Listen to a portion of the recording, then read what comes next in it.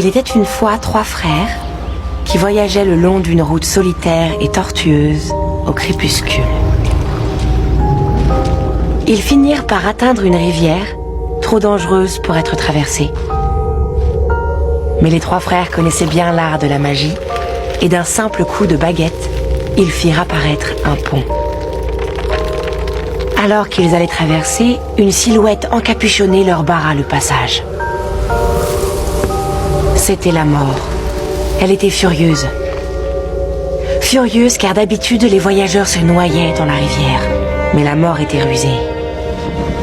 Elle fit semblant de féliciter les 3 frères pour leur magie et leur dit qu'ils avaient droit à une récompense pour s'être montrés aussi malins. Le plus âgé des frères lui demanda une baguette magique plus puissante que toutes les autres. Alors la mort lui en fit une avec une branche d'un sureau qui se trouvait là. Le deuxième frère décida d'humilier la mort encore plus. Et il lui demanda de lui donner le pouvoir de ramener les morts à la vie. Alors la mort ramassa une pierre de la rivière et la lui donna. Puis elle s'adressa au troisième frère, un homme humble. Il demanda quelque chose qui lui permettrait de quitter cet endroit sans que la mort puisse le suivre. La mort, à contre-cœur, lui tendit alors sa propre cape d'invisibilité.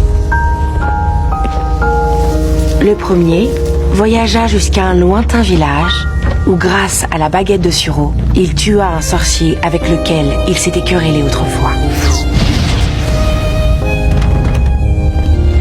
Enivré par le pouvoir que la baguette de sureau lui donnait, il se vanta d'être invincible. Mais cette nuit-là, un autre sorcier vola la baguette et pour faire bonne mesure, lui trancha la gorge.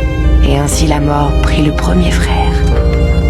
Pendant ce temps, le deuxième frère rentra chez lui et prit la pierre qu'il tourna 3 fois dans sa main. Pour sa plus grande joie, la fille qu'il avait espéré épouser avant qu'elle ne meure prématurément apparut devant lui.